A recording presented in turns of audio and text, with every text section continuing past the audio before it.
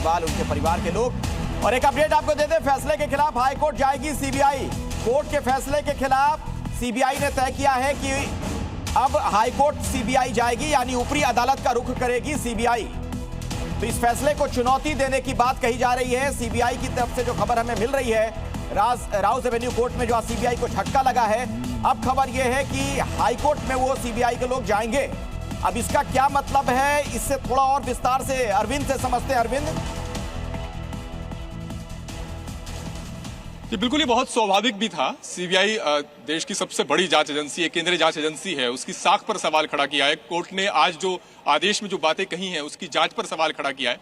और इस मामले में जो आरोप था, जो एक बड़ा आरोप लगाया गया कोर्ट के अंदर भी और कोर्ट के बाहर भी, कि इस मामले में जांच और जो केस है पूरा तरीके से राजनीति से प्रेरित है, आम आदमी पार्टी को खत्म करने के मकसद से ये केस तैयार किया गया है। तो ऐसे में इस आदेश को अगर सीबीआई अपील नहीं करती तो फिर यह माना जाता है कि इसका मतलब सीबीआई इस आदेश से कन्विंस है, उसे कोई फर्क नहीं पड़ रहा है। तो ऐसे में सीबीआई को हाईकोर्ट तो जाना ही, लेकिन अरविंद, जाएगी सीबीआई। और एक सवाल तो खड़ा होगा, आप भी लंबे वक्त से कोर्ट कवर कर रहे हैं। यूपीए के जमाने में जिस तरीके की तल्ख टिप्पणी कर दी गई थी देश की सबसे बड़ी अदालत की तरफ से, पिंजरे का तोता कह दिया गया था सीबीआई को, तब भी कहा जाता था कि राजनीतिक इस्तेमाल किया जा रहा है। अब इतने साल गुजर जाने के बाद फिर से वही आरोप, और आज के इस फैसले के बाद तो जाहिर तौर पर एक बड़ा बट्टा लग जाएगा देश की इस प्रीमियम एजेंसी पे, उसकी साख पर। बिल्कुल अखिलेश, आपने बहुत सही बात याद दिलाई। और उस वक्त हम लोगों ने इस केस को कवर किया था, कोयला घोटाले वाला मामले में सुप्रीम कोर्ट की सी टिप्पणी आई थी, जब सुप्रीम कोर्ट ने कहा था कि सीबीआई पिंजरे में बंद तोता है जो अपने मालिक के इशारों पर काम करता है।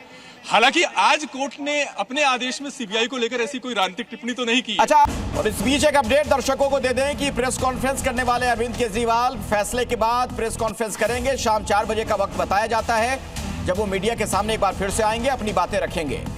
हालांकि कुछ देर पहले भी आए थे मीडिया के लोगों से, उन्होंने जब मुलाकात की उस दौरान भावुक हो गए थे, रोने लगे थे। अब खबर ये आ रही है कि शाम 4 बजे फिर से प्रेस कॉन्फ्रेंस करने वाले हैं। और आइए अरविंद सिंह के पास अब मैं आपको लिए चलता हूं, हमारे सहयोगी जिन्होंने इस खबर पर लगातार नजर बनाकर रखी है। अरविंद, आपके हिसाब से क्या क्या महत्वपूर्ण बातें आज के इस फैसले में? देखिए अखिलेश, इस मामले में कोर्ट ने सीबीआई की जांच, सीबीआई के केस पर सवाल खड़े किए और कोर्ट ने कहा कि ऐसा कोई पुख्ता सबूत नहीं है जिनकी बिना पर इस मामले में आरोपियों के खिलाफ पहली नजर में मामला बनता हो। कोर्ट ने यहां तक कहा कि सीबीआई ने बिना किसी पुख्ता सबूत के अरविंद केजरीवाल को इसमें शामिल कर लिया। कोर्ट ने यह कहा कि इस मामले में इकबालिया बयान की कॉपी जब मांगी गई सीबीआई से, तो कोर्ट के मांगने के बावजूद वो कॉपी नहीं दी गई।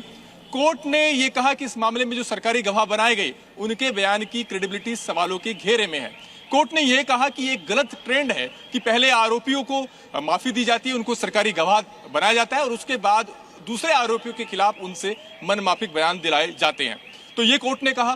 कोर्ट ने यह कहा है कि आबकारी नीति मामले में कोई साजिश, यानी आपराधिक साजिश या आपराधिक मंशा नजर नहीं आती है। सीबीआई ने एक कहानी गढ़ने की कोशिश की, लेकिन ऐसा कोई पुख्ता सबूत या गवाहियां नहीं है जिनकी बिना पर यह कहानी न्यायिक समीक्षा के दायरे में खरी उतरती हो। तो कहीं ना कहीं कोर्ट ने माना कि सीबीआई की तरफ से जो केस रखा गया है इस चार्जशीट के जरिए, वो इस लायक नहीं है कि आरोपियों के खिलाफ आरोप भी तय हो, यानी मुकदमा भी शुरू हो, इस लायक भी सीबीआई का केस नहीं है। और यही वजह की कोर्ट ने आरोप तय करने की स्टेज पर आरोप मुक्त कर दिया।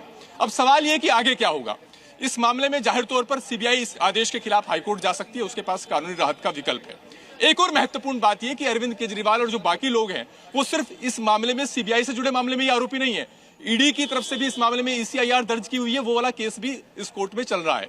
लेकिन इस मामले में सुप्रीम कोर्ट का एक बड़ा महत्वपूर्ण फैसला है जो कि एक सेटल्ड लॉ है, वो ये कि अगर प्रिडिकेट ऑफेंस यानी मुख्य अपराध जिसके जरिए अर्जित आय की मनी लॉन्ड्रिंग का आरोप अगर ईडी लगा रही हो, अगर वो आरोप नहीं बनता है, जैसा कि इस केस में हुआ कि सीबीआई की तरफ से जो मुख्य आरोप था कि करप्शन का मामला है उसको कोर्ट ने डिस्चार्ज कर दिया, आरोप मुक्त कर दिया, तो फिर ईडी की तरफ से जो दर्ज मनी लॉन्ड्रिंग का केस है वो भी कानूनी प्रक्रिया में खरा नहीं उतरेगा। तो इसका मतलब ये कि आज के आदेश से राहत दोहरी है। सीबीआई के केस में तो आरोप मुक्त हो ही गई है, मुकदमा चलेगा ही नहीं। जो ईडी का केस है उसमें भी राहत का रास्ता आज के आदेश से खुल गया है। यह राहत तब तक कायम रहेगी जब तक कि इस आदेश पर हाईकोर्ट कोई रोक नहीं लगा देता, यह आदेश रद्द नहीं होता, तब तक ये समझ लीजिए कि मनी लॉन्ड्रिंग का जो केस है। अरविंद, दोबारा आपके पास लौटूं, उससे पहले जरा ये तस्वीरें भी दर्शकों को दिखा दें।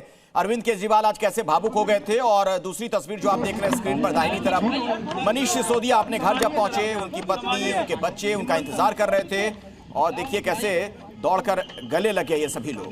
मनीष सिसोदिया, जिन्हें कई महीनों तक जेल की सलाखों के पीछे रहना पड़ा इस मामले में, तो एक बहुत बड़ी जीत न सिर्फ व्यक्तिगत तौर पर इन लोगों के लिए, नेताओं के लिए है, बल्कि पार्टी के लिए भी ये एक ऑक्सीजन का काम ये फैसला कर सकता है।